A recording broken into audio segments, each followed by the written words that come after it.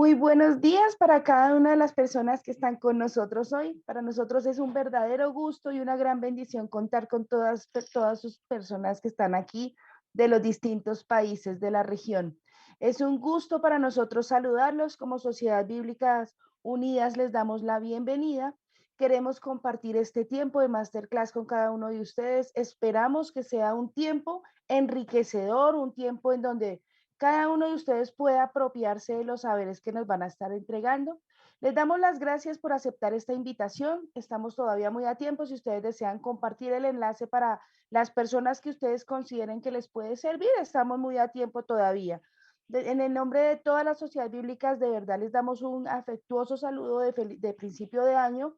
Damos inicio a nuestros diplomados con estas masterclass. Esperamos que sean para ustedes de gran bendición. Yo los invito a que cerremos nuestros ojos. Vamos a dar inicio con una oración presentando este tiempo delante de la presencia de nuestro Señor y pidiéndole que sea Él mismo guiándonos en todo lo que vamos a estar aprendiendo en el día de hoy. Padre bueno, en el nombre de Jesús te damos muchas gracias por tu amor, por tu bendición, por todo lo que nos enseñas, por todo lo que nos permite, Señor, para tu obra, porque sabemos, Dios Todopoderoso, que tú estás con nosotros, que nos permites estos espacios, Señor, para poder seguir adelante con la misión que nos has entregado, para prepararnos para hacer tu obra, para seguir, Señor, confiando en que tú estás haciendo todo de acuerdo a tu perfecta voluntad.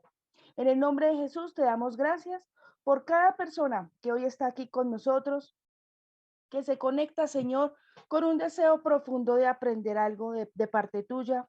Te pedimos que tu Santo Espíritu sea guiándonos a aprender todo lo que tú quieres que aprendamos.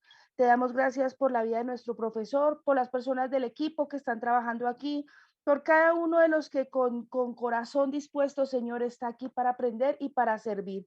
En el nombre de Jesús, yo te doy gracias por este tiempo.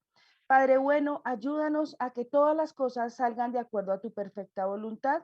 Te lo pedimos en Cristo Jesús. Amén. Bueno, pues bueno, mi nombre es Ilse Duarte. Para las personas que no me conocen, soy la coordinadora del Campus Bíblico de Colombia. Estoy aquí en compañía de todo nuestro equipo de Sociedad Bíblica, con Ronald, con Pablo de Perú, con Leticia. Estamos aquí para presentarles con gran alegría a nuestro profesor, el doctor Milton Martínez. Para las personas que no conocen al doctor Milton, él es un profesor titular de Antiguo Testamento de la Corporación Universitaria Minuto de Dios en Colombia. Es arquitecto de profesión de la Universidad Católica de Colombia. Tiene una especialización en administración de la Universidad de las Américas de Costa Rica. Es licenciado en teología de la misma universidad. También nuestro profesor es especialista en ética de la Universidad Minuto de Dios y magíster en teología de la Universidad Javeriana. El profesor Milton ha hecho diplomados en arqueología bíblica de la Universidad Hebrea de Jerusalén y también es doctor de la Universidad Marburg de Alemania, es doctor en Antiguo Testamento. Es escritor, es una persona que ha producido bastante material con relación a los profetas, con relación al Antiguo Testamento y diferentes artículos que van en esa misma línea. Doctor Milton, le damos la bienvenida. Muchísimas gracias por estar con nosotros. Él va a ser parte de nuestro Diplomado Internacional de Antiguo Testamento. Le doy la cordial bienvenida y le entrego a usted el tiempo para que esté con nosotros. Muchísimas gracias por estar aquí. Muy buenos días, muchas gracias por la presentación, Gilse, y bueno, agradecido con la Sociedad Bíblica de permitirme compartir una vez más con ustedes, con este hermoso grupo que tenemos de América Latina, seguidores de los programas que ofrece la Sociedad Bíblica, de una permanente capacitación y formación, programas que ciertamente han sido de mucha bendición y en la manera como fuimos obligados a partir de la pandemia a socializar y aprovechar este recurso que de alguna manera lo teníamos subutilizado y que hoy pasa a ser parte fundamental en la formación, en el crecimiento también espiritual y en el conocimiento de la palabra de Dios. Así que le doy una cordial bienvenida a todos los que nos acompañan. Seguramente con algunos de ustedes ya hemos compartido algunos espacios y bueno, esta es una oportunidad más para acercarnos al conocimiento de la palabra del Señor. Quiero pedir a ver si, si ya tengo habilitada la posibilidad de compartir pantalla, así que vamos aquí a compartir. Bien. En el día de hoy me han solicitado compartir lo que se ha denominado en este contexto Classroom, una pequeña clase de introductoria a un tema que vamos a estar trabajando dentro del diplomado en Antiguo Testamento. Vamos a estar compartiendo allí dentro del diplomado cada uno de los distintos, analizando cada uno de los distintos corpus del Antiguo Testamento, corpus o cuerpos literarios que componen el Antiguo Testamento. Así que de mi parte estaré compartiendo sobre lo que se llaman los profetas anteriores. Ese es el tema con el cual estaré acompañando. En alguna ocasión compartí profetas posteriores. En esta ocasión compartiré acerca de los profetas anteriores. Un tema que es muy interesante y un nombre que es bastante desconocido en el ambiente eclesial. Estos no son términos que se manejan en el contexto eclesial fácilmente. En el contexto eclesial manejamos otras ideas que no es que sean descabelladas, ni que sean falsas, ni mucho menos, sino que se manejan otros conceptos por razones específicamente los propósitos que asiste el trabajo que se hace dentro de la iglesia. Así que para poder abordar el tema de los profetas anteriores y de paso, para los que no han escuchado el tema también de profetas posteriores, simplemente una notica ahí para que podamos hacer la distinción. Entonces quiero comenzar con ustedes mostrándoles un poco rápidamente lo que son por lo menos 3 distintos cánones. A veces en el ambiente eclesial que nos movemos, nosotros hablamos del canon, y hablamos, por ejemplo, del Antiguo Testamento, desconociendo que existen muchos antiguos testamentos. Una expresión un poco complicada a veces cuando no tiene uno todavía mucho dominio de este tema, pero en realidad tenemos que saber que existen varios antiguos testamentos. Es decir, por ejemplo, nosotros sabemos que convencionalmente existe un Antiguo Testamento de la Iglesia Católica y un Antiguo Testamento de la Iglesia Evangélica, por decir algo así a grandes rasgos. Pero lo interesante que vamos a ver hoy es que también hay un Antiguo Testamento diferente en el pueblo judío. De hecho, solo hablando de judíos, hay 2 antiguos testamentos diferentes. Cuando hablamos del canon griego y del canon hebreo, son 2 antiguos testamentos distintos. Pero vamos rápidamente aquí. Empecemos con el convencional canon del Antiguo Testamento según el pueblo evangélico, según la iglesia evangélica. Tenemos un Antiguo Testamento conformado por 39 libros. Esos 39 libros están agrupados en lo que llamamos 4 grupos de libros, que los conocemos como Pentateuco, libros históricos, libros poéticos y sapienciales y libros proféticos. Estos serían los distintos corpus del Antiguo Testamento convencional que se maneja en la iglesia evangélica. Y allí pues están los distintos libros que ustedes conocen. Simplemente quiero hacer la acotación, una salvedad aquí con el libro de Lamentaciones, que hay un asterisco y una acotación en la parte inferior. Aclarar que el libro de Lamentaciones generalmente se pone dentro del corpus profético porque se le atribuyó a Jeremías, entonces aparece inmediatamente después de Jeremías. Pero en realidad el libro de Lamentaciones no vamos a considerarlo como un libro profético, sino más bien como un libro lírico, un libro poético. Debería corresponder al libro poético, al corpus poético, o corresponde al corpus poético. Pero en el orden en cómo se encuentran ubicados los libros en la Biblia, entonces Lamentaciones está después de Jeremías. Esto sería más o menos lo que llamamos el canon evangélico. Tenemos por su parte lo que llamamos el canon católico, que básicamente ustedes recordarán o sabrán algunos, o los que no lo sepan, pues allí tenemos resaltado en rojo en cuanto a los corpus, los grupos que tenemos acá, los 4 corpus, son los mismos corpus que se manejan en la iglesia evangélica, solo que en las Biblias católicas vamos a encontrar convencionalmente 7 libros más de los que encontramos en las Biblias evangélicas, los libros que están allí resaltados en rojo. Además de los 7 libros, que son Tobías, Judith, Macabeos 1, Macabeos 2, Sabiduría, Eclesiástico y Baruch, vamos a encontrar que el libro de Esther es ligeramente más largo en la Biblia católica y el libro de Daniel es también ligeramente más largo en las Biblias católicas que la Biblia evangélica. Tiene lo que llamamos un agregado o un añadido griego. Bien, tenemos que advertir que esto no se debe a problemas entre católicos y evangélicos, como convencionalmente nosotros lo hemos visto y lo hemos vuelto un problema entre nosotros, entre católicos y evangélicos.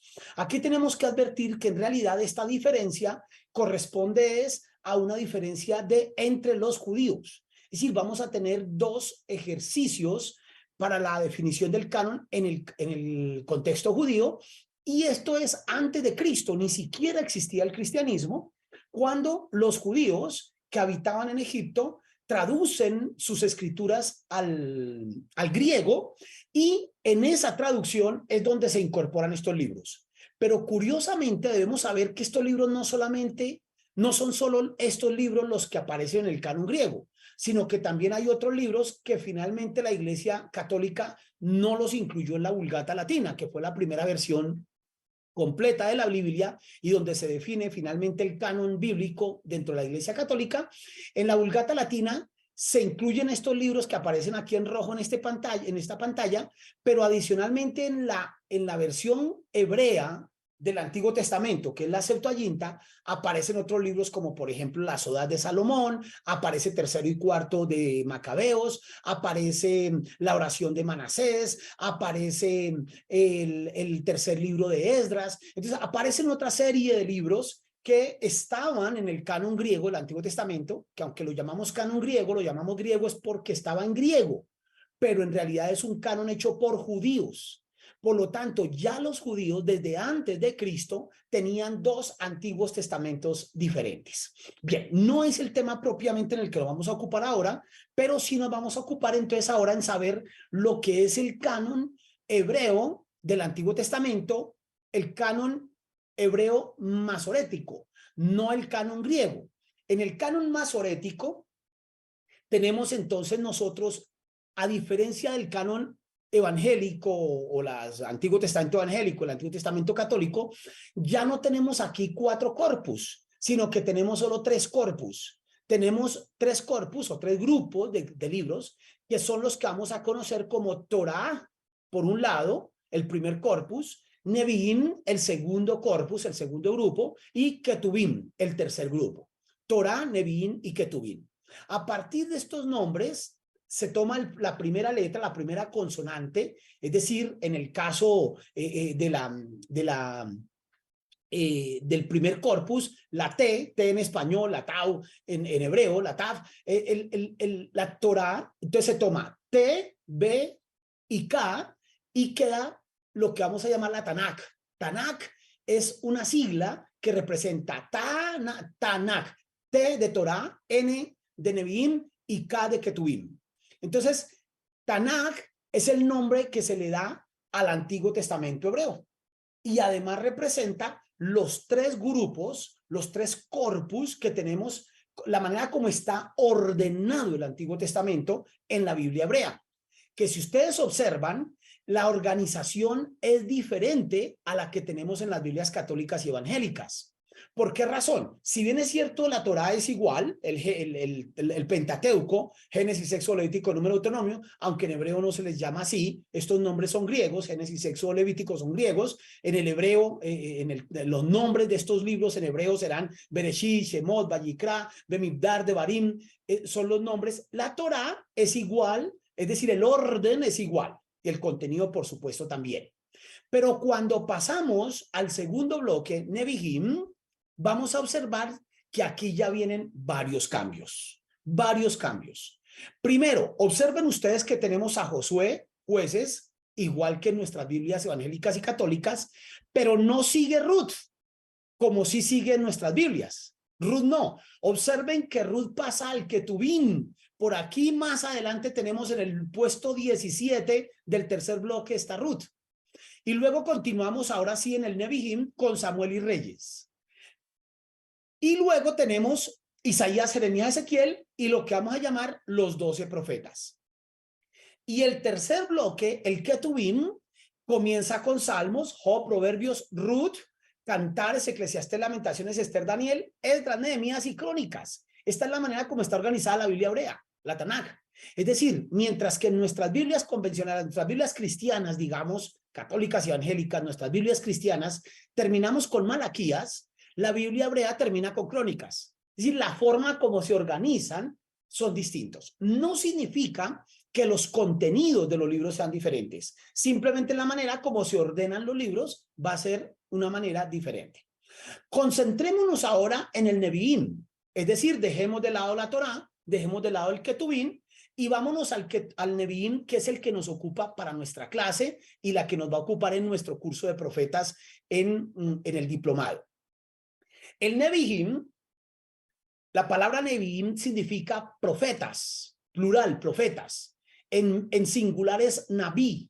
La palabra Nabí significa profeta en hebreo, es profeta.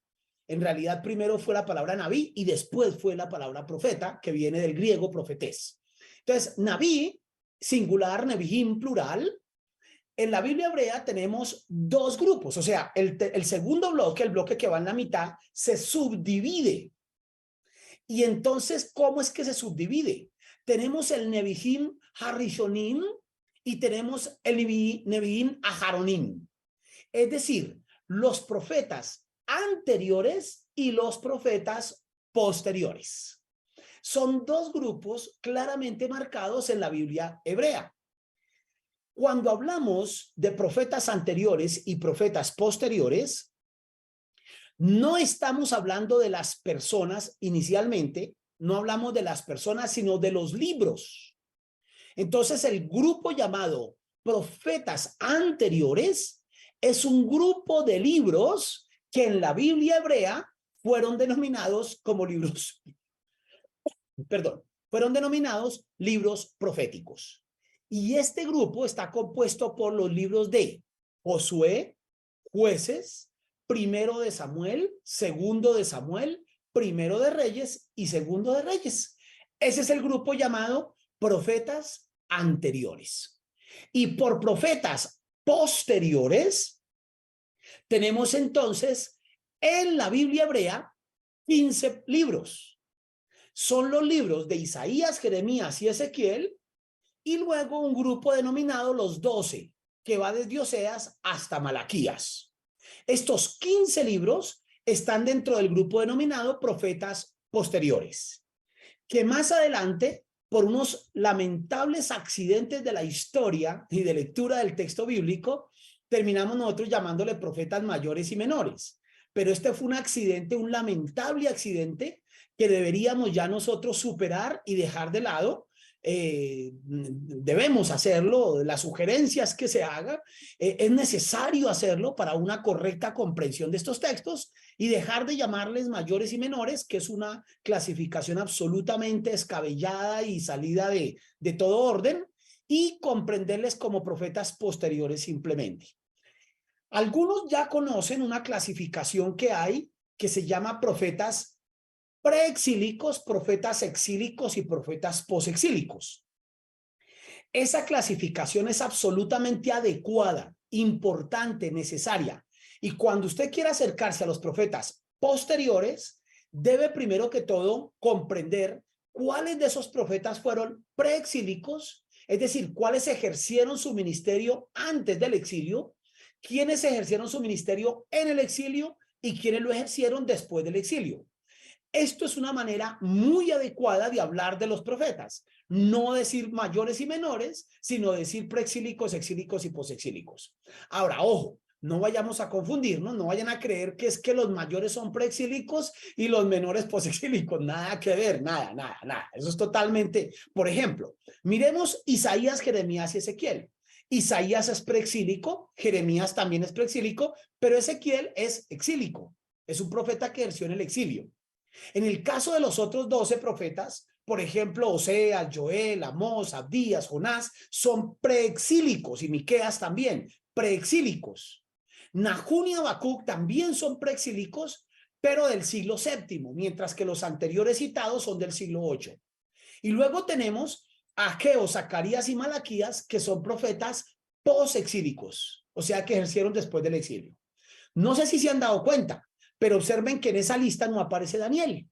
Daniel lo van a encontrar ustedes en el puesto 22 del Ketubín, porque en la Biblia hebrea Daniel no es considerado un libro profético, sino un libro de los escritos, de los demás escritos.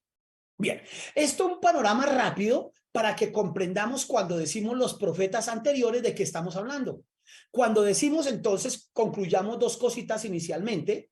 Cuando hablamos de profetas anteriores, primero hablamos de libros, no de personas. ¿Estamos? Y los libros son Josué, Jueces, Samuel 1, Samuel 2 y Reyes. Reyes 1 y Reyes 2. Hablamos de libros. Y segundo, los profetas anteriores no tienen nada que ver con exilio, preexilio, posexilio, sencillamente tienen que ver con otras circunstancias que son las que rápidamente vamos a tratar. No las vamos a abordar, sino que las vamos a dejar planteadas como cuestiones interesantes y las abordaremos ya en profundidad o en un poco más de profundidad cuando lleguemos a nuestra clase en el diplomado. Entonces nos concentraremos en Josué, Jueces, Samuel y Reyes. Cuando yo digo Samuel, estoy incluyendo tanto el 1 como el 2, y cuando digo Reyes, incluyo tanto el 1 como el 2. Los profetas anteriores o Nebihim Harishonim, los profetas anteriores. Bien, esa expresión de Rishonim, es decir, profetas anteriores, fue utilizada dentro de la misma Biblia. Es interesante que el profeta Zacarías, en el capítulo 1, versículo 4, y en el capítulo 7, dos veces, tanto en versículo 7 como en versículo 12, utilizó esa expresión. Dijo los profetas anteriores. ¿A qué se refería Zacarías? No lo sabemos. Él dijo, como lo dijeron los profetas anteriores, los profetas primeros, los primeros profetas, Harishonim. Así lo dijo Zacarías. Entonces, desde allí se toma el nombre y la Biblia hebrea le va a llamar profetas anteriores a Josué, Jueces, Samuel y Reyes. Bien, ¿qué ocurrió? ¿Qué ha ocurrido actualmente con las investigaciones de estos textos? Aquí he presentado lo que ocurrió cuando se elaboró el canon. Pero ¿qué ha pasado con las investigaciones y dentro de la academia qué ha venido ocurriendo con respecto a estos 4 libros? Bien, estos 4 libros, Josué, digo 4, son 6, ya me entienden. Samuel entendido como 1, pero es Samuel 1 y Samuel 2, y Reyes entendido como 1, pero Reyes 1 y Reyes 2. Entonces hablaré de los 4 libros, es decir, Josué, Jueces, Samuel y Reyes. Estos 4 libros fueron objeto o han sido objeto y siguen siendo objeto de muchas investigaciones, pero quiero mostrarles rápidamente dónde comienza la inquietud que se da sobre estos 4 libros. La inquietud es muy interesante y se nos da a partir de una lectura cuidadosa de estos libros. Pero la lectura no hay que empezarla incluso con Josué, exactamente, sino que aquí va a ser interesante que comencemos la lectura desde Deuteronomio. Observen ustedes lo que pasa en Deuteronomio al cerrar. Este texto que está puesto en la pantalla es la última parte del libro de Deuteronomio. Así cierra Deuteronomio. Dice lo siguiente, esto es capítulo 34, a partir del versículo 5. Dice, murió allí Moisés, siervo de Yahvé, Jehová, el Señor, pronúncielo usted como quiera. Las letras que tenemos aquí son las que corresponden a lo que llamamos el tetragrama, las 4 letras hebreas. Entonces murió allí Moisés, siervo del Señor, en la tierra de Moab, conforme al dicho del Señor, y lo enterró en el valle, en la tierra de Moab, enfrente de Bet-peor, y ninguno conoce el lugar de su sepultura hasta hoy. Era Moisés de edad de 120 años cuando murió. Sus ojos nunca se oscurecieron, ni perdió su vigor. Y lloraron los hijos de Israel a Moisés en los campos de Moab 30 días, y así se cumplieron los días del lloro y del luto de Moisés.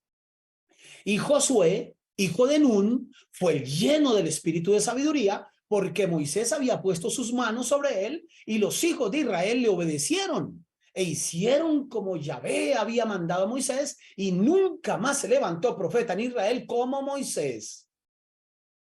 A quien haya conocido Yahvé cara a cara, Nadie como él en todas las señales y prodigios que Yahvé le envió a hacer en tierra de Egipto, a Faraón y a todos sus siervos y a toda su tierra, y en el gran poder y en los hechos grandiosos y terribles que Moisés hizo a la vista de todo Israel. Punto, y se acabó el libro de Deuteronomio. Observen ustedes ahora lo interesante. Vamos a resumir lo que dicen estos versículos. ¿Cuál es lo que podríamos llamar el resumen de estos versículos? Murió Moisés, siervo de Yahvé, y Josué, hijo de Nun, fue lleno del espíritu de sabiduría. Ese sería el resumen de lo que acabamos de leer. Ahora observen cómo empieza el libro de Josué. Capítulo 1, versículo 1.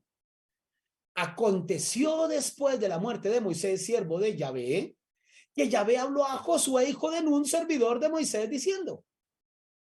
Luego, observen que hay una tremenda, una profunda coherencia, concatenación, una identidad, pero además una continuidad entre el cierre de Deuteronomio y el inicio de Josué.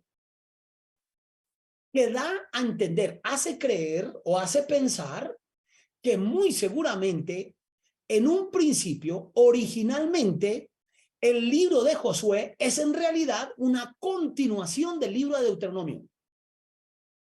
Hay una continuación clara, redaccional, temática, los términos, las formas, etcétera, son muy similares. Pero además la historia sencillamente empata, continúa. O sea, terminó Deuteronomio aquí, continuemos aquí con Josué. Ahora observen ustedes cómo termina Josué. El libro de Josué termina con las siguientes palabras. Después de estas cosas murió Josué, hijo de Nun, siervo de Yahvé, siendo de 110 años. Y le sepultaron en su heredad en Timnásera, que está en el monte de Efraín, al norte del monte de Gaz. Y sirvió Israel a Yahvé todo el tiempo de Josué y todo el tiempo de los ancianos que sobrevivieron a Josué y que sabían todas las obras que Yahvé había hecho por Israel. Y enterraron en Siquem los huesos de José que los hijos de Israel habían traído de Egipto en parte del campo de Jacob, en la parte del campo que Jacob compró de los hijos de Hamor, padre de Siquem, por 100 piezas de dinero, y fue posesión de los hijos de José. También murió allí Eleazar, hijo de Aarón, y lo enterraron en el collado de Finés, su hijo, que le fue dado en el monte de Efraín. Así cierra el libro de Josué. Observen ustedes cómo comienza el libro de Jueces. Aconteció después de la muerte de Josué que los hijos de Israel consultaron a Yahvé diciendo, ¿quién de nosotros subirá primero a pelear contra los cananeos? Observen que Jueces comienza exactamente donde termina Josué. Josué termina con la muerte de Josué, Jueces comienza con la muerte de Josué. Además, en el capítulo 2, es decir, empezando Jueces, noten que vuelve y narra exactamente lo mismo que narró Josué al finalizar. Ya Josué se había despedido del pueblo, los hijos de Israel se habían ido cada uno a su heredad para poseerla, y el pueblo había servido a Jehová todo el tiempo de Josué y todo el tiempo de los ancianos que sobrevivieron a Josué, los cuales habían visto las grandes obras de Jehová que él había hecho por Israel. Pero murió Josué, hijo de Nun, siervo de Jehová, siendo de 110 años, y lo sepultaron en su heredad en Timnásera, en el monte de Efraín, al norte del monte de Gaz. Noten que Josué termina y Jueces comienza justo donde terminó Josué, y además retoma esa parte de la historia. Lo que otra vez nos hace pensar que Josué es en realidad una continuación del libro de Jueces, de Josué. Jueces continúa con Josué. Es una continuación narrativa, los estilos literarios, la forma de la narrativa, es totalmente igual, y es una continuidad. Observemos cómo termina Jueces. Jueces termina diciendo, en estos días no había rey en Israel, cada uno hacía lo que bien le parecía. Es el último versículo de Jueces. Bueno, permítanme decirles que en realidad Jueces no termina. Si usted mira todo el capítulo, los últimos 2 capítulos de Jueces, descubre que hay un problema serio ahí, tremendamente serio. Es un problema que se da porque los benjamitas abusaron de la concubina de un sacerdote y entonces las demás tribus se molestaron y hubo una matanza terrible dentro del pueblo de Israel, donde las otras 11 tribus se levantaron contra los benjamitas y prácticamente los exterminaron.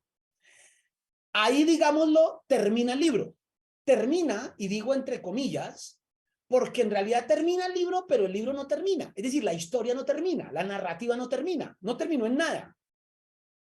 Cuando vamos a Samuel, descubrimos que Samuel sencillamente continúa la historia de Jueces, entre otras cosas por algo muy interesante. Ustedes recuerdan que Samuel es el último juez de Israel, ¿verdad? ¿Recuerdan? Samuel, el último juez de Israel. Por lo tanto, la historia de Samuel debería estar en el libro de Jueces, no en el libro de Samuel. ¿Por qué Samuel, la historia de Samuel está en el libro de Samuel? Porque aunque Samuel es el último juez de Israel, es el que inaugura el Estado de Israel, porque fue el que nombró rey. Claro, ya sabemos la historia, Dios lo llamó y todo lo que quieran, sí. Pero humanamente hablando, Samuel es el hombre al que se le atribuye, al que se le debe la creación del Estado de Israel. Inicialmente, establece los 2 primeros reyes fueron puestos por Samuel. Entonces Samuel, aunque es el último juez, no queda en el libro de los jueces, sino que es el que va a arrancar la historia de la monarquía. Por lo tanto, Jueces no termina, el libro de Jueces no termina, el libro de Jueces termina en el libro de Samuel. De esta manera, Samuel es una completa continuidad del libro de Jueces. Ahora, ¿cómo termina Samuel? Segundo de Samuel, capítulo 24, versículo 25. Edificó David un altar a Yahvé y sacrificó holocaustos y ofrendas de paz, y Yahvé oyó las súplicas de la tierra y cesó la plaga. ¿Qué historia es la que está contando Samuel?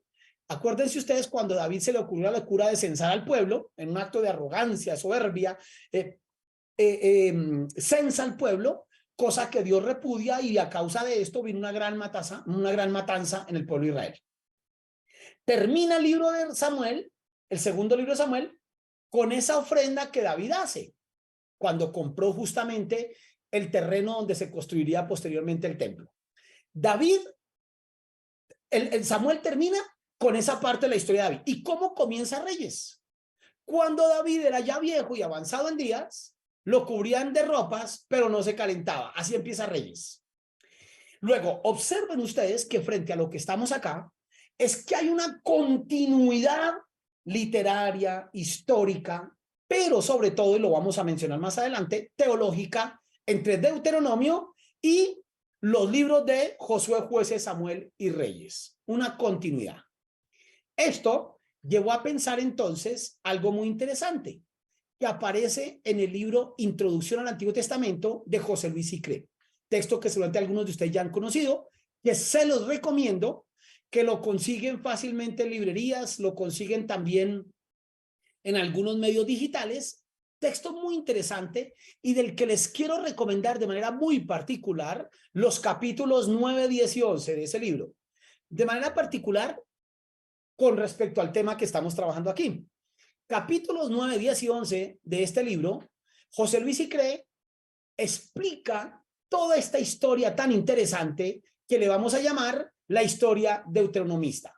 Permítanme aquí citar unas palabras de José Luis Sicré, el autor, que dice lo siguiente: sin duda, usted ha oído hablar del combate de David con Goliat, la caída de las murallas de Jericó, de Elías, de Eliseo, de la conquista de Jerusalén por los babilonios, pero quizá no sepa que estos relatos forman parte de una larga historia de Israel que abarca desde el siglo XIII hasta el año 561 a.C. Actualmente, a esa historia se le conoce como historia deuteronomista, porque se basa en los principios teológicos del Deuteronomio, pero su formación fue lenta y compleja. Permítanme ampliar un poco la idea que presenta José Luis Sicré. ¿Qué es lo que nos está diciendo Sicré aquí? Josué, Jueces, Samuel y Reyes son 4 libros que el canon hebreo le llamó profetas anteriores, pero en los estudios actuales le llamamos la historia deuteronomista. Es decir, es una parte de la historia de Israel. Esos 4 libros son un bloque, son un conjunto que está inspirado teológicamente en el libro de Deuteronomio. El libro de Deuteronomio inspiró teológicamente la producción de esta historia. Por lo tanto, le llamaremos historia deuteronomista para referirnos a la inspiración teológica que toma desde el libro de Deuteronomio para producir esta parte de la historia. Un personaje, un teólogo protestante alemán finales del siglo XIX y principios del siglo XX, llamado Otto Eisfeld, propone a partir de esta investigación, que fue de los primeros que empezó a observar esto que yo les he planteado acá, la continuidad literaria de Deuteronomio con Josué, etcétera. Cuando Otto Eisfeld descubre esta continuidad literaria, Eisfeld llega a una conclusión, y es que los 4 libros, Josué, Jueces, Samuel y Reyes, deben ir unidos con el Pentateuco, porque si el Pentateuco es Éxodo, Levítico, Número y Deuteronomio, pero Deuteronomio es la introducción a Josué, Jueces, Samuel y Reyes, entonces propone a Eisfeld, debemos unir todo este grupo. Y entonces surge una teoría a la que se le va a llamar el Eneateuco. Entonces se propone que no se le llame Pentateuco, o sea, Penta 5 libros, sino Eneateuco, o sea, 9 libros, 5 y 4. Pero algunos dijeron, no debemos hacerlo así. Lo que debemos es tomar el Pentateuco y unirlo simplemente con Josué, eso es todo. Entonces se le llamó Hexateuco. Bueno, otros dijeron, metamos a Josué y a Jueces, entonces le llamaron Heptateuco. Otros dijeron, no, metamos también Samuel y le llamaron Octateuco, hasta que finalmente unámoslos todos y le llamamos Eneateuco. Entonces, así venían las investigaciones desde Eisfeld, pasando por otros varios pensadores. Hasta que a principios del siglo XX, observen, siglo XX, hace muy poquito tiempo, estamos hablando apenas hace 100 años, a principios del siglo XX, aparece un personaje también teólogo protestante alemán llamado Martin Noth. Aparece Martin Noth muy a principios del siglo XX y Martin Noth es el que va a proponer la locura de la historia deuteronomista. Digo la locura en términos muy gratos, es una hipótesis muy interesante, muy rica, muy acompañada de argumentos muy interesantes. Martin Noth propone lo que vamos a llamar la historia deuteronomista, en donde lo que hace Martin Noth es coger lo que se llamaron los profetas anteriores y proponer cuál fue la manera como se escribieron estos libros, cómo se escribieron, quién los escribe, por qué los escribe, para qué los escribe, por qué se hizo esta historia deuteronomista. Le llaman a Martín Noth, además le llama la historia deuteronomista. Entonces hace una serie de propuestas interesantísimas que quiero resumir rápidamente en unos pocos puntos. Los puntos más relevantes de la teoría de Noth son estos. 1. Plantea Noth que la historia deuteronomista es obra de un solo autor, que un autor escribió Josué, Jueces, Samuel y Reyes. Y no fue una escuela de pensadores, no fueron varios los que lo hicieron. Plantea Noth que este autor vivió en el exilio y redactó su obra en Samaria, no en Babilonia. Interesante este aporte de Noth, porque cuando hablamos de exilio, estamos hablando del pueblo que fue llevado a Babilonia, ese es el exilio. Entre el año 586 y el año 539, ese periodo de 47 años, el pueblo estuvo cautivo en Babilonia. Pero Martin Noth dice, en ese periodo fue escrita esta historia, pero no en Babilonia, sino en Samaria. El autor se encontraba en Samaria. El cuarto punto de la hipótesis de Noth es que la historia deuteronomista es el primer intento de hacer historiografía dentro de Israel. Nunca antes a alguien se le ha ocurrido la locura de hacer historia de Israel. Aquí aparece el primer ejercicio, el primer esfuerzo. Y por último, dentro de los puntos más relevantes, dice Noth que esta obra histórica comienza con una gran introducción teológica en el libro de Deuteronomio. Ya habíamos citado esto, pero aquí lo reforzamos. Para Noth, efectivamente, Deuteronomio es la fuente teológica que inspira la construcción de esta historia. ¿Y por qué si tal autor habría hecho eso? Bueno, después de Martin Knott, por supuesto que vienen muchas reacciones y van a venir muchos pensadores que proponen, discuten, unos están de acuerdo, otros no, otros están de acuerdo parcialmente, otros le agregan nuevas cosas, pero al menos quiero citar 3 pensadores posteriores muy importantes que van a hacer un aporte a la propuesta de Knott. Y es frente a la pregunta, ¿y para qué se escribieron esos libros? ¿Para qué? Entonces, es a lo que le llamaremos la finalidad de la obra. Y aparece por un lado Gerhard von Rath, un protestante alemán también, que dice que esta historia tenía como finalidad hablar de un optimismo mesiánico. Es decir, esto está fregado, la historia está mal, pero tenemos una esperanza de que va a llegar un Mesías. Ojo, aquí no entendamos por Mesías a Cristo. Es muy distinto. El concepto mesiánico del Antiguo Testamento planteaba a alguien que resolvería la situación social y política del pueblo de Israel. Es un concepto bastante diferente. Entonces, Gerhard von Rath dice que la historia de Deuteronomista se escribe con un optimismo mesiánico. Aparece otro pensador, Hans Walter Wolf, y Hans Walter Wolf plantea que más bien esta obra se escribe para hacer un llamado a la conversión. La intención es llamar a la gente para que se convierta, porque la gente está yendo tan mal que deben. Y aparece un tercer personaje que es Cross, Frankfurt Cross, que habla de una doble finalidad. Cross, a diferencia de Martin Knott, Cross dice, no señor, esta obra no se escribió toda en el exilio. Esta obra se escribió una parte antes del exilio y otra parte en el exilio. Por lo tanto, hay 2 intenciones distintas.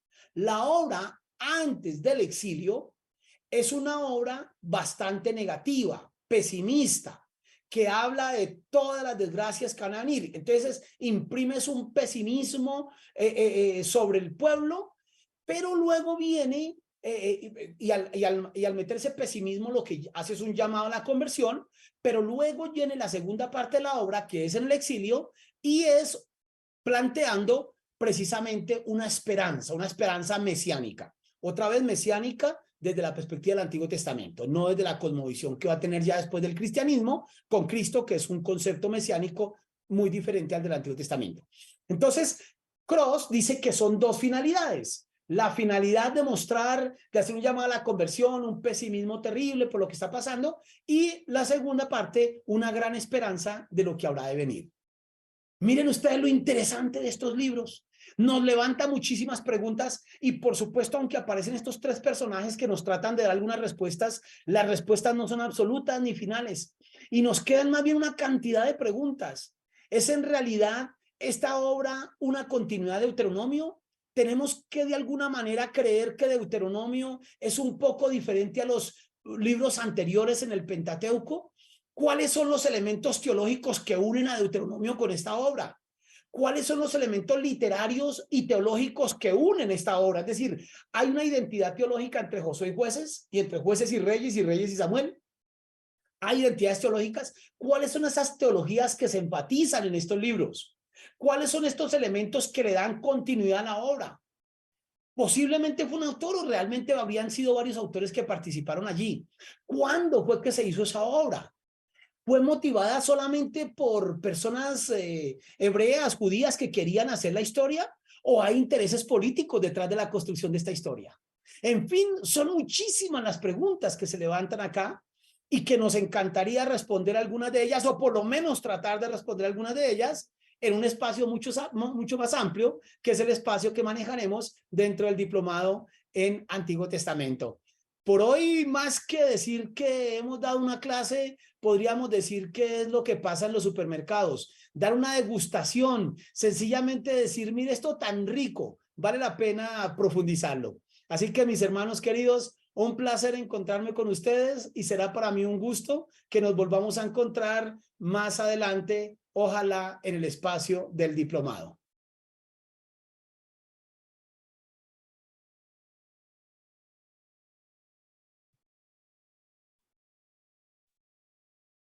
Muy bien, muchísimas gracias, hermano Milton.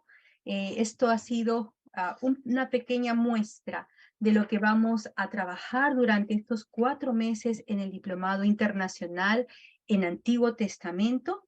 que va a tener un tiempo de duración de 4 meses. En este momento les voy a compartir mi pantalla para poderles dar a conocer acerca de este diplomado que está por iniciar el 21 de enero. Se estudian todos los sábados en un horario muy cómodo, dependiendo del país en la cual se encuentre. Este puede ser, si estás en Centroamérica, de 8 a 12, si estás en Ecuador, Colombia, Perú, Cuba, México, es de 9 a 1, si estás en Bolivia, República Dominicana, Venezuela, es de 10 a 2, y si estás en Chile, Paraguay, Uruguay, el horario es de 11 a 3 de la tarde. Ese diplomado se va a desarrollar en 6 módulos y es un trabajo conjunto de las diferentes sociedades bíblicas de Bolivia, Colombia, Chile, Cuba, Ecuador, México, Perú, República Dominicana, Uruguay, que nos hemos unido para poder ofrecer este diplomado. Dentro de la malla curricular, los cursos que vamos a desarrollar es Introducción a la Historia y a la Teología del Antiguo Testamento, la Torá, los profetas anteriores, los profetas posteriores, los escritos, literatura poética y sapiencial, e Introducción al Estudio de la Literatura Intertestamentaria. Quiero comunicarles también que este diplomado lo pueden llevar de manera sincrónica, quiere decir que se pueden conectar en tiempo real cada sábado a través del Zoom, y también para aquellos estudiantes que tienen un tiempo un poco más justo, lo pueden llevar de manera sincrónica, es decir, cada estudiante se puede programar durante la semana y a través de las grabaciones de cada una de las clases que también son grabadas, pueden llevarlo. Y lo interesante es que este diplomado, al igual que todos los diplomados que ofrece las Sociedades Bíblicas Unidas, cuenta con un campus bíblico en la cual son alojados cada uno de los recursos. El estudiante en esa plataforma puede marcar sus asistencias, puede realizar foros, puede también resolver cuestionarios en línea, de tal manera que esta plataforma ayuda a poder alcanzar los objetivos de cada curso del diplomado. Dentro de, bueno, en los Facebook o también en las web, ustedes van a poder ingresar y también pedir información. Así que voy a pedir a Ronald que pueda compartir en el chat del Zoom, pueda compartir los contactos. Y vamos a entrar en un tiempo también de preguntas. Voy a pedir a Ramírez Guamán, sí, adelante, puede habilitar su micrófono para que pueda hacer su pregunta. Adelante. Buenos días, con toda la sala, Dios los bendiga. Es un privilegio estar en esta sala y un saludo a todos en el nombre del Señor para poder consultarle cuál es el costo y qué tiempo se puede concluir esta enseñanza que está comunicándonos. Gracias. Ok, muy bien. El tiempo de duración de este diplomado son 4 meses. Estamos iniciando el día sábado 21 de enero y está concluyendo el 6 de mayo en una ceremonia de clausura en la cual cada uno de los participantes son certificados por las Sociedades Bíblicas Unidas. En cuanto a los costos, en el caso de Perú son 600 soles, el precio total del diplomado, y cuando pagan al contado tienen un descuento del 20%, viene a ser 480 soles. En el caso de Ecuador son $90. Colombia, ¿nos puedes comunicar cuál es el costo del diplomado para los estudiantes de Colombia? Bueno, sí, señora, claro que sí. Para nosotros en Colombia estamos manejando un precio de 750.000 pesos para las personas que se inscriban la próxima semana. Para los que tomen la decisión de inscribirse el día de hoy, va a quedar en un precio de 650.000 pesos. Ok, muchas gracias. Entonces ahí tienen los costos. Muy bien, ¿alguien más? ¿A Ecuador? Leticia, sí. Están preguntando en el chat, por ejemplo,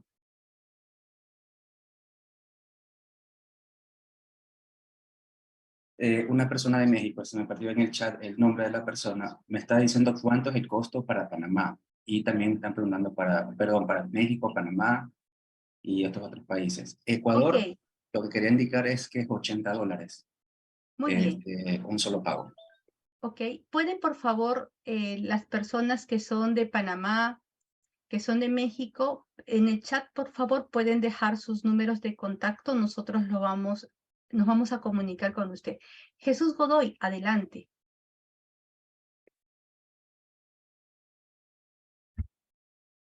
¿Puede habilitar su micrófono? Ahora sí, adelante. Muy buenos días, hermana. Buen Dios día. les bendiga.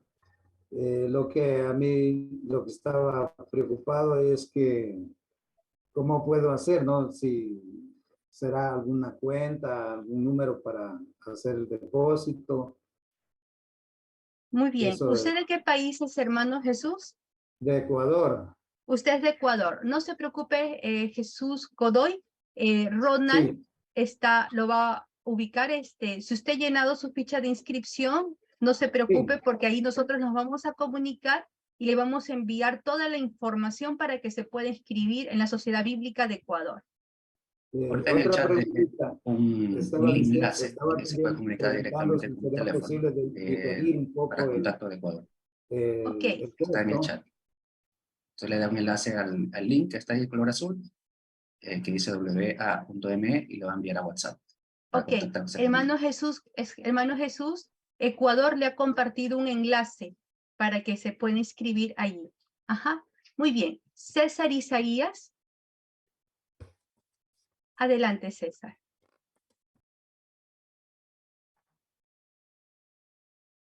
¿Puede habilitar su micrófono?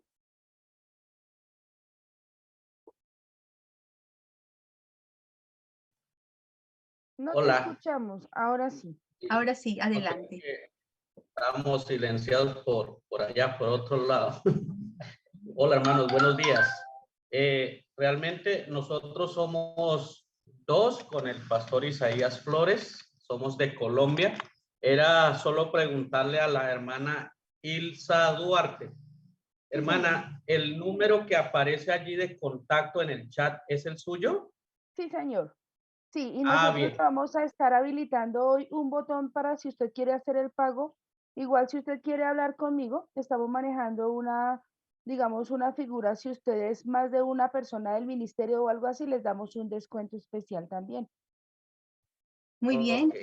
Ajá, Hoy, entonces, en sí. el transcurso de la mañana de hoy, ¿podemos contactarnos con usted? Claro que sí, terminando la masterclass, voy a estar todo el tiempo dispuesta para poder contestar preguntas, para poder estar ahí. Si ustedes quieren, les comparto ahora mismo mi número de contacto para que lo tengan y podamos conversar. Sí, por favor, en el chat. Muy amable. Claro que Gracias. sí, con todo gusto. Muy bien, muchas gracias, hermano César. Adelante, Janet Fabián. ¿Puede abrir su micrófono? Buenos días, hermanas, Dios les bendiga. Yo soy de Perú y deseo llevar el diplomado, pero ¿cómo va a ser el pago? Si va a ser por partes.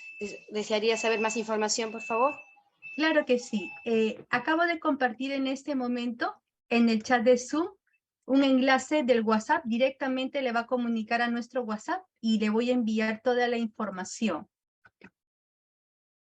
para que usted pueda conocer las distintas modalidades de pagos que hay. Muy bien. ¿Alguna consulta más? Muy bien. Les quiero comunicar que este diplomado cuenta con varios coordinadores de diferentes países, que somos los que estamos integrando estos diplomados, y ellos están monitoreando a cada uno de nuestros estudiantes, así que usted se va a sentir acompañado durante estos 4 meses de principio a fin, así que va a ser todo un gusto poderlos atender. Josué David, por favor, abra su micrófono.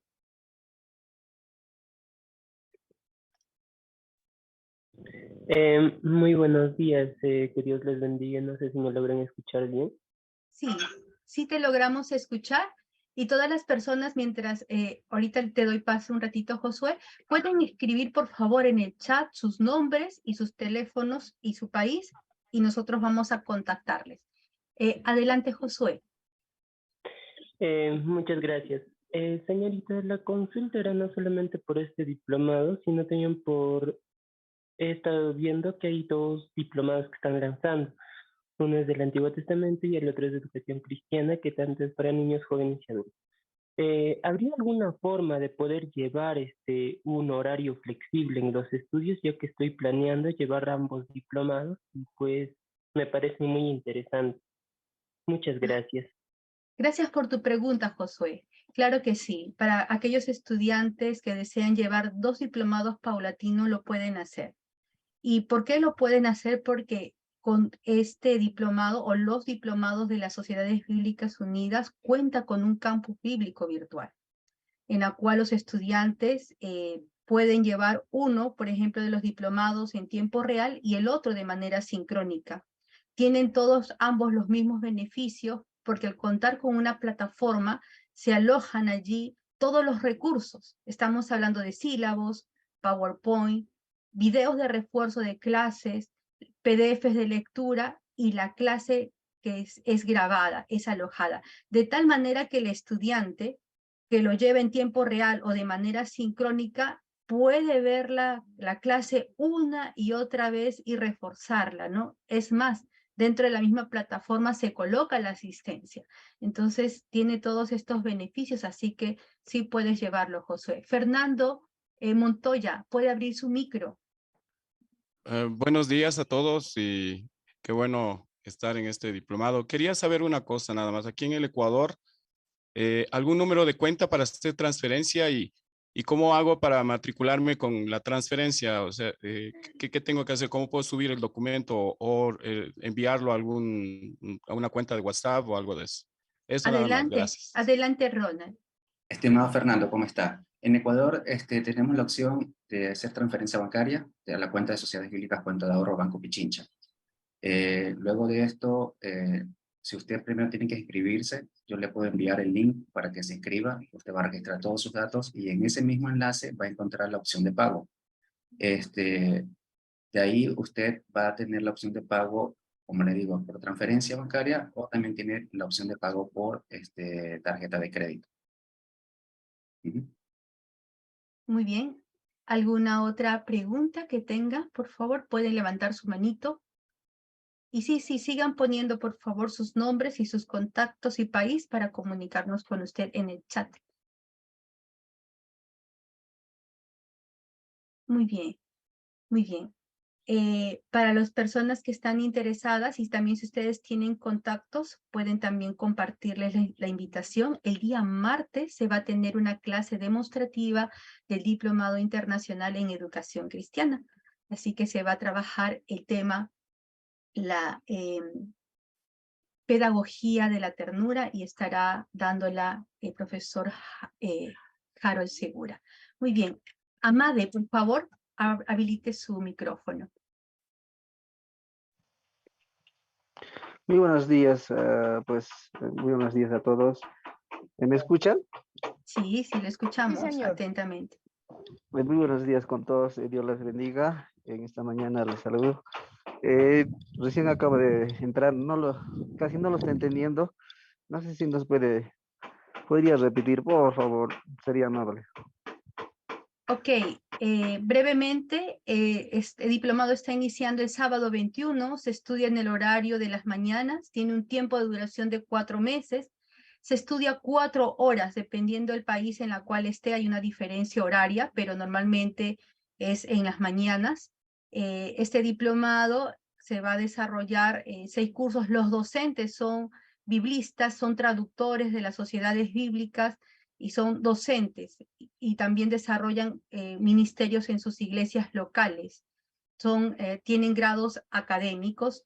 Asimismo, este diplomado cuenta con un campus bíblico que es una plataforma para poder apoyar el desarrollo y alcanzar los objetivos de cada uno de los diplomados, ¿no? Si deseas inscribirte o deseas mayor información, puedes contactarte con nosotros. ¿De qué país eres? ¿Nos escuchas? Ok. Muy bien. Vamos a dar gracias al Señor. Les agradecemos a cada uno su gentil asistencia y deseamos en el Señor usted pueda participar y disfrutar de este tiempo de aprendizaje a través de estos diplomados. Les quiero comunicar que estamos iniciando en Antiguo Testamento, pero durante todo el año hemos desarrollado un cronograma muy simpático, muy bonito, nutrido, de diferentes propuestas, tanto en Antiguo Testamento, Nuevo Testamento, en ciencias bíblicas, diplomados, en idiomas bíblicos, entre otros. Así que los invitamos también a estar siempre pendiente de las Sociedades Bíblicas Unidas. Vamos a orar. Te pido, Ilse, que nos puedas guiar, por favor. Bueno, muchas gracias por haber llegado hasta este momento. En realidad para nosotros ha sido un gusto. Hacemos todo esto con el corazón sabiendo que todas las personas que están aquí es porque quieren realmente hacer las cosas para el Señor de manera excelente. Hoy los bendecimos a todos, les damos las gracias por estar aquí y vamos a cerrar este tiempo en las manos del Señor. Padre bueno, te damos muchas gracias porque sabemos que tú eres el que nos guía, el que nos alienta, el que nos ayuda, el que nos enseña, el que nos permite, Señor, estos espacios. No solamente, Padre, para aprender de todo lo que tú tienes para darnos, sino también para generar relaciones humanas entre los países. Yo te pido en el nombre de Jesús por cada persona que se encuentra en este lugar.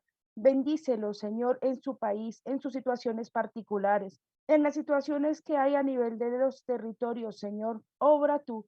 Tú conoces los conflictos sociales, conoces las situaciones económicas, conoces todo, Señor, y todo está en tus manos.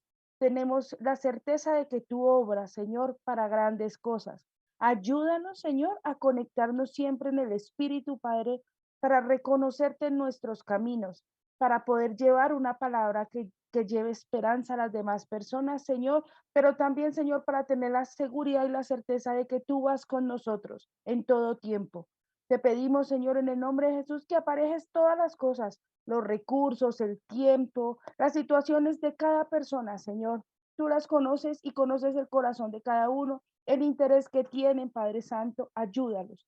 Hoy te pido en el nombre de Jesús que a nosotros como sociedad también, como las Sociedades Bíblicas Unidas, nos dé, Señor, ese sentir de seguir haciendo las cosas de manera excelente. Y te pedimos, Padre amado, que obres en los profesores, en las personas que van a ser parte de esto, Señor, a nivel técnico, a nivel de plataforma, a nivel de todas las situaciones que se dan, que obres de la mejor manera. Te doy gracias por este tiempo, por la disposición de las personas que están aquí, por los que lo van a ver en un tiempo posterior. Bendice a cada uno, Señor, en el nombre de Jesús. Amén. Amén. Muchas gracias por su participación. Estamos despedidos. Dios mediante. Un abrazo para estaremos todos. viendo el 21 Estamos de en enero. contacto. Un abrazo para todos. El martes tenemos el otro masterclass. Estamos dispuestos para seguirlos ayudando. Si quieren tomar el próximo masterclass, va a ser de educación cristiana, un tema muy bonito. Queremos que puedan participar, invitar a más personas. Un gran abrazo para todos y muy bienvenidos a nuestro campus bíblico. Muchas gracias, bendiciones. Muchas gracias, bendiciones. Dios los bendiga a todos, un saludo muy Muchas especial. gracias. Bendiciones, bendiciones a todos. Gracias. Hermanos. Perú. El horario, el martes, ¿a qué hora es? No escuché el horario. 7 de la noche. En la noche, en la noche, en la noche. 7 de la noche. ¿Cómo que noche, está Panamá? compartiendo el link, pues. El link En está Panamá, compartiendo. Centroamérica, 6. 6. Ok, gracias. Ahí nos vemos. Gracias, hermanos. Bendiciones a todos. Con todos. Vemos. Bendiga a todos.